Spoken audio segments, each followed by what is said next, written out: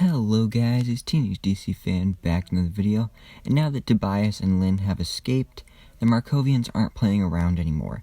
The opposing force has started their attack on Black Lightning Season 3, Episode 14, titled, The Book of War, Chapter 1, Homecoming. So the enemies are moving closer to the barrier and targeting anyone in their way. Unfortunately, that includes the Purdy and refugees hiding nearby. This war looks like it's far from over, definitely. But did the outsiders not think that the Markovians would retaliate after the rescue mission? I mean, losing both Lynn and Tobias is a recipe for revenge, especially with power-hungry foes like Gravedigger and the General. Even though Major Gray is a villain in her own right, she had a point about the mission. The outsiders added more fuel to the fire with their rescue attempt, and they didn't even bring back Tobias. But let's not forget how episode 13 turned out, shall we? That covert mission was anything but subtle and secretive. It's no wonder the Markovians came running in a heated force. Granted, any attempt would have tipped off the Markovians and driven them to attack Freeland. However, the big bang of it all had to have played a part in riling up the enemies. And it's a shame that the Purdy was once again caught in the crossfires of a terrible war. Anya and Terry and the community offered plenty of support to the metahumans and refugees who escaped the craziness of Freeland. Sure, they had Blackbird's money to back them up, but they still risked their lives to help others and create a safe place. So having many of them, as well as those who escaped Freeland to seek safety, get killed in the process took away from all the good Blackbird did earlier on Black Lightning Season 3. What was it all for if many of them simply died by being outside the barrier? Hopefully, though, the distress report was an exaggeration and many of the Purdy refugees got away before the Markovians arrived. The occupation has already caused many deaths, so Black Lightning doesn't need to add any more. Are you sad that Jennifer and Khalil have called it quits for good? I'm not completely surprised that they've parted ways after Painkiller's attack. Anissa spent so much time worrying about her sister and cautioning about the killer hiding away in Khalil's mind. That type of foreshadowing kept teasing that something bad was bound to happen pretty fast. So, when Painkiller broke free and attacked, the twist wasn't that big of a twist. It's only shocking that it happened so soon with the same chapter. And Jennifer and Khalil made the right call to end things at this time.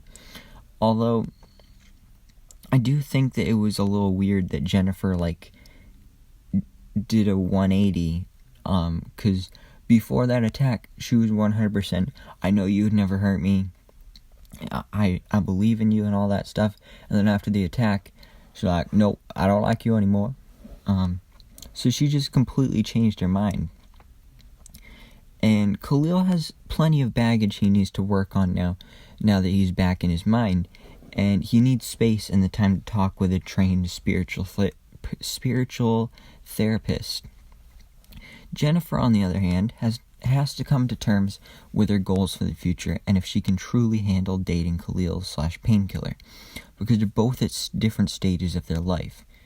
Plus, they're still so young.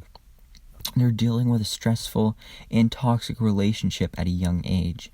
Jennifer and Khalil should take the time to walk away and just focus on themselves for now. Lynn's struggle with withdrawal felt like a turning point for the character. After weeks of spiraling due to the green light and glimmer, there was a noticeable change that felt like a breath of fresh air, because this character's finally actually doing something on the show. But she ended up opening up to her family and apologized for how she lashed out while under the influence. And that alone was a huge difference for her. Lynn, during her addiction, felt justified in all her actions, and the motivation spurred her on to push others away. And I love the moment when Lynn handed the secret stash of drugs over to her family. Secretive Lynn would have continued to take the drugs and put on a facade, but this new Lynn has acknowledged her past and is seeking help to change things. It's the first step that she needs, and her family is ready to help her in her journey to get clean. Now, this is the support that's been sorely missed. The Pierces finally care about Lynn's addiction. I mean, it may have taken months, but we've made it here, finally. Plus, it's very rare when we see this family actually all together at once. You'd think that they'd be together more, but yeah. And Lady Eve screams elegance and opulence in everything she does. Seriously, she read Lala to filth about his criminal control, but did so in a way that I fully expected her to have a glass of champagne in hand and sitting on a grand throne. Well, I mean, her office chair is kind of a mini throne of its own, so we're halfway there, I guess. And if there's one thing to give kudos for, Lady Eve can plan ahead and then seize the opportunity when it's been shown. She didn't hesitate for a second once she discovered the truth from Devante about Lala's secret. A plan had already been formed in her head and put into motion. She toyed with Lala like a puppet and got everything she wanted out of him. So Lala might be a dangerous metahuman threat, but he got majorly schooled in the criminal department. Now that he's a controlled minion, what task will he be put to next? Killing people, stealing stuff, I don't know. So I'm really glad to see Lady Eve back. And she definitely dominated like a queen in this episode, and for all that we've seen her in this season so far. But the same goes for her reunion with Gambi. Their standoff at the tailor shop was filled with so much tension and fun one-liners. Gambi and Lady Eve have plenty of history together that goes back decades. It's a shame that Black Lightning has only scratched the surface of the secrets these two are hiding during their time in the ASA. I love their dialogue, though, and how they simply couldn't make peace without explicitly stating all the animosity between them. Bygones might be bygones, and they no longer have a reason to kill each other, but they will never trust each other until the day they die.